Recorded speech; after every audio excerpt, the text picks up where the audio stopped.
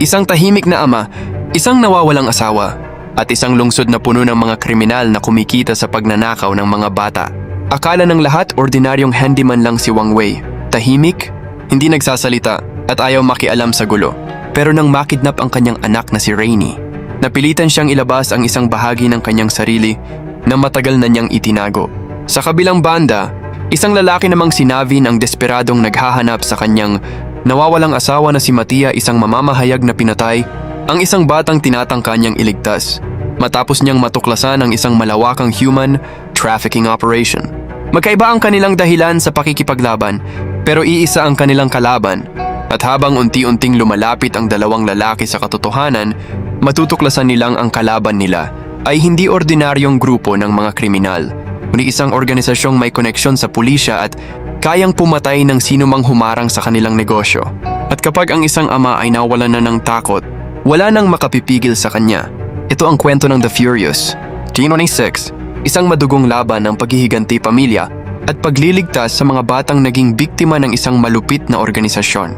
Sa isang malaking lungsod sa Southeast Asia, nagsimula ang kwento sa isang krimeng halos walang nakakaalam, isang malawakang human trafficking operation na kumikidnap ng mga bata at ibinibenta sa mga kriminal na handang magbayad ng malaking halaga. Ngunit habang maraming tao ang pinipiling manahimik dahil sa takot, may isang babaeng hindi handang pumikit sa katotohanan. Ang pangalan niya ay Mattia, isang matapang na mamamahayag na matagal nang nag-iimbestiga sa pagkawala ng mga bata sa lungsod. Hindi ordinaryong reporter si Mattia. Hindi siya kontento sa pagkuha lamang ng impormasyon mula sa mga source. Gusto niyang makita mismo ang operasyon at makakuha ng sapat na ebidensya para maihayag sa publiko ang buong katotohanan. Habang lumalalim ang kanyang investigasyon, lalong nagiging mapanganib ang sitwasyon. Paulit-ulit siyang pinapakiusapan ng kanyang asawa na si Navin na umuwi na at itigil ang pagsisiyasat. Alam ni Navin na hindi simpleng kriminal ang kanyang hinahabol. Ang organisasyon ay may pera, armas, connection sa pulisya, at mga taong handang pumatay para lamang mapanatiling lihim ang kanilang negosyo. Ngunit hindi kayang talikuran ni Mattia ang mga batang natagpuan niya. Isang gabi, nakarating siya sa isang lugar na ginagamit ng mga trafficker. Doon niya nakita ang ilan sa mga batang biktima na nakakulong at naghihintay na dalhin sa ibang lugar. Para kay Mattia, hindi na ito simpleng investigative story. Ito ay naging personal. Nang makita niyang may pagkakataong makatakas ang isang bata, agad siyang kumilos. Sinubukan niyang ilabas ang bata sa kamay ng mga kriminal. Nakipaglaban siya sa ilang trafficker at nagawa niyang makalusot. Ngunit hindi pa siya nakakalayo nang dumating ang mga taong tunay na namumuno sa operasyon. Ang unang dumating ay si Pak Long, ang malupit na leader ng trafficking ring. Kasama niya ang kanyang kanang kamay na si Tak, isang tahimik ngunit napakadelikadong mandirigma na gumagamit ng kukri at pana. Sa halip na tumakbo, hinarap sila ni Mattia. Sinubukan niyang protektahan ang bata hanggang sa huling sandali, ngunit napakalaki ng agwat ng kanilang lakas. Hinabol ni Tak ang bata at sa harap mismo ni Mattia, pinatay ito. Napatigil si Mattia sa matinding pagkabigla. Bago pa siya makabawi, siya naman ang dinakip. Ang babaeng buong tapang na nagsiwalat ng katotohanan ay tuluyang nawala at sa mga sumunod na buwan, walang nakakaalam kung nasaan siya. Sa ibang bahagi ng lungsod, ibang klasing buhay naman ang pinili ng isang lalaking nagngangalang Wang Wei. Tahimik lamang siyang namumuhay bilang handyman. Hindi siya mahilig makipag-usap. Sa katunayan, hindi siya nagsasalita. Madalas ay mag-isa lamang siyang nagtatrabaho at iniiwasan ang anumang gulo. Ngunit sa likod ng kanyang tahimik na personalidad ay may isang bagay na hindi alam ng karamihan. Napakahusay niyang lumaban. Isang araw, dumating ang kanyang anak na si Rainy. Matagal silang hindi nagkasama at nais ni Rainy na bumalik si Wei kasama niya sa China. Ngunit tumanggi ang lalaki. Para kay Wei, hindi ligtas ang lugar na iyon. Lalo na ngayon na lumalala ang mga kaso ng pagkidnap at human trafficking. Gusto niyang bumalik si Rainy sa China ng mag-isa. Iniisip niyang iyon ang pinakamabuting paraan upang maprotektahan ang kanyang anak. Ngunit hindi ito naiintindihan ni Rainy. Para sa kanya, parang ayaw lamang siyang samahan ng kanyang ama. Nag-away sila. Sa galit, tumakbo si Rainy palayo. At dito nagsimula ang panibagong problema. Habang naglalakad si Rainy, nakilala niya ang isang batang Chinese na may pilay sa kanyang paglalakad. Mukhang nangangailangan ito ng tulong. Hindi alam ni Rainy na ang batang ito ay ginagamit ng mga trafficker upang makuha ang tiwala ng ibang mga bata. Hindi nagtagal, nadala si Rainy sa isang lugar kung saan naghihintay ang mga kidnappers. Pinamumunuan sila ni Ho, isang brutal na trafficker na sangkot sa organisasyon. Nang malaman ni Wei na nawawala ang kanyang anak, agad siyang kumilos. Sinundan niya ang trail at natagpuan ng mga kidnappers. At doon nakita ng mga trafficker ang ibang mukha ni Wei. Hindi na siya ang tahimik na handyman. Bigla siyang naging isang napakabilis at mabagsik na mandirigma. Isa-isa niyang pinabagsak ang mga kalaban gamit ang kanyang mga kamay at anumang bagay na maaari niyang gawing sandata. Ngunit kahit gaano siya kabilis, nagawa pa ring makatakas ng mga trafficker dala si Rainey. Dahil dito nagtungo si Wei sa police station, humingi siya ng tulong. Ngunit sa halip na tulungan siya, tila may ibang interes ang police captain. Lihim pala itong konektado kay Paklong. Kaya nang simulan ni Wei ang paghahanap kay Rainey, agad na pinahinto ng captain ang investigasyon. Mas nakakagulat pa. Nagsimulang magtanong ang mga pulis tungkol sa tunay na pagkatao ni Wei. Bakit ganito siya kahusay lumaban? Saan niya natutunan ang kanyang mga kasanayan? At bakit parang may malalim siyang koneksyon sa karahasan? Samantala, hinahanap ni Navin si Mattia. Hindi rin tumigil si Navin. Sa loob ng ilang buwan, patuloy niyang hinahanap ang kanyang asawa. Hindi niya matanggap na basta na lamang nawala si Mattia. Sa halip na umasa sa pulisya, gumawa siya ng sarili niyang paraan. Nagpanggap siyang isang taong gustong bumili ng mga bata upang makapasok sa underground trafficking network. Ang kanyang investigasyon ay nagdala sa kanya sa isang underground fight club na pinamumunuan ni Song. Si Song ang tinatawag na ama ni Ho at isa sa mga taong may malalim na connection sa trafficking operation. Doon nakita ni Navin ang mga palatandaang hinahanap niya, ngunit hindi niya alam na may isa pang taong papunta sa parehong lugar. Si Wei. Nalaman ni Wei na ang ilang ebidensya tungkol sa kidnapping ni Rainey ay konektado sa fight club. Kaya nagpunta rin siya ron. Nang makapasok siya, may isang trafficker ang nakilala sa kanya. Napansin nito na si Wei ang lalaking ilang beses nang nakipaglaban sa kanilang mga tauhan. Agad itong nagbigay ng babala at sa loob lamang ng ilang segundo, sumabog ang buong fight club sa gulo. Inutusan ni Song ang kanyang mga tauhan na patayin si Navin. Napilitan si Navin na lumaban. Sa kabilang banda, si Wei naman ay humarap sa maraming kalaban gamit ang isang mabigat na martilyo. Sa gitna ng kaguluhan, nagkita ang dalawang lalaki. Ngunit hindi nila agad nalaman na pareho silang naghahanap sa parehong organisasyon. Sa halip naglaban muna sila, nagpalitan ng suntok, nagiwasan, nagkasakitan. Pareho nilang inakalang kalaban ang isa't isa. Ngunit habang tumatagal ang kanilang sagupaan, napagtanto nilang wala silang dahilan para magpatayan. Pareho nilang hinahanap ang mga batang nawawala at pareho silang may koneksyon kay Mattia. Doon nagsimula ang isang hindi inaasahang alyansa, Wei at Navin laban sa buong trafficking organization. Gamit ang mga ebidensyang nakolekta ni Navin at mga impormasyong iniwan ni Mattia, nagsimulang pag-aralan ni Wei ang mga clue. May isang lugar na paulit-ulit na lumalabas sa mga ebidensya. Isang lumang ice factory. Naniniwala silang doon maaaring dinadala ang mga bata bago ilipat sa ibang lokasyon. Hindi na sila naghintay. Magkasama silang pumunta roon. Pagdating nila, sinalubong sila ng maraming armadong trafficker. Ngunit ngayon, hindi na sila nag-iisa.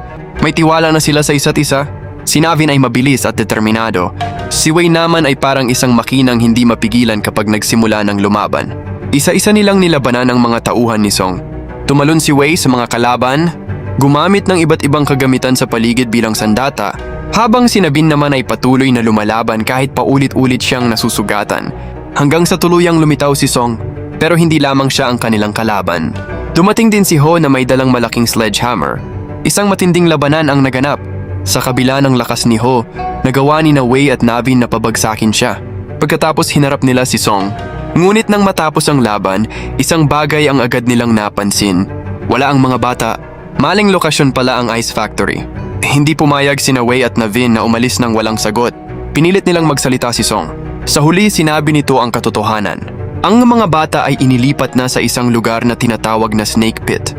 Ngunit may isa pang revelasyon. Ayon kay Song, patay na si Mattia. Para kay Navin, parang gumuho ang mundo. Matagal niyang hinahanap ang kanyang asawa. Umaasa siyang buhay pa ito. Umaasa siyang isang araw ay makikita niya itong muli. Ngunit ngayon, sinabi sa kanya na wala na siyang dapat hintayin. Gayunpaman, hindi pa alam ni Navin kung mapagkakatiwalaan niya ang sinabi ni Song. Pag-alis ni Wei at Navin, sinubukan ni Song na tumakas. Ngunit bago pa siya makalayo, dumating sina Paklong at Tak.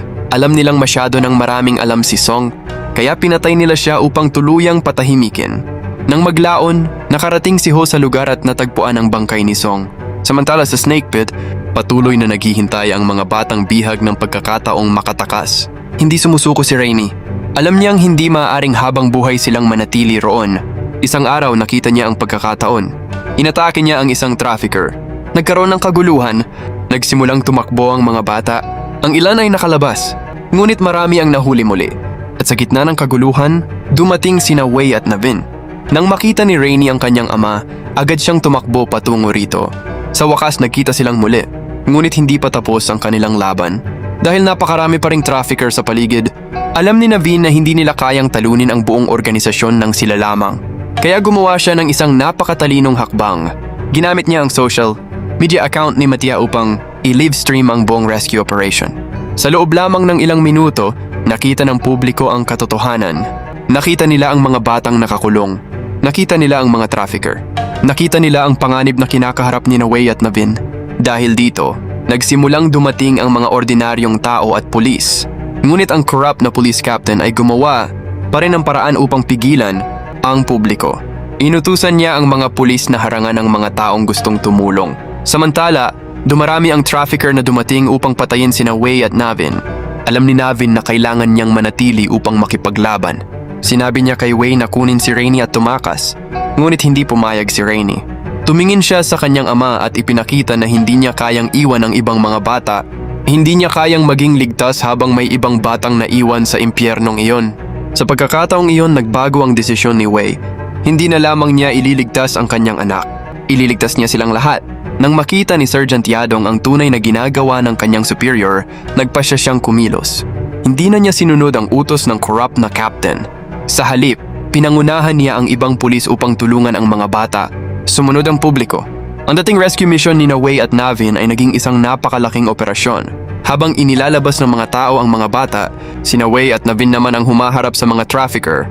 Napakatindi ng kanilang laban. Walang gustong umatras. Ang bawat suntok ay para sa mga batang pinahirapan. Ang bawat pag-atake ay para sa mga pamilyang naghihintay sa kanilang mga anak. At habang patuloy ang laban, unti-unting bumabagsak ang trafficking organization. Ang ilan ay nahuli. Ang giron pa ay napabagsak ni Wei at Navin. Samantala, isang trafficker ang nagtangkang patayin ang batang pilay. Agad itong pinigilan ni Yadong. Nagawa niyang barilin ang trafficker at nailigtas ang bata. Sa huli, nakatakas ang mga bata. Isa-isa silang naibalik sa kanilang mga pamilya. Pagkatapos ng rescue, pansamantalang ikinulong sina Wei at Navin sa police station. Kasama rin doon sina Rainy at ang batang pilay. Sa unang pagkakataon, tila tapos na ang kanilang problema. Ngunit habang nagaganap ang lahat ng ito, may isa pang galit na lalaking naghihintay, si Paklong. Nang malaman ng kanyang biyenan, isang makapangyarihang criminal kingpin, na maaaring bumagsak ang kanilang organisasyon, nagpa siya itong isakripisyo si Paklong. Plano niyang gawing fall guy si Paklong upang mailigtas ang kanyang sarili, ngunit malaking pagkakamali iyon. Dahil si Paklong ay hindi taong madaling isakripisyo, sa halip na tanggapin ang kanyang kapalaran, pinatay niya ang kanyang biyenan at ang mga tauhan nito. Sa kanyang pagwawala, aksidenteng napatay maging ang kanyang buntis na asawa. Sa puntong iyon, tuluyan nang nawala ang natitirang konsensya ni Paklong.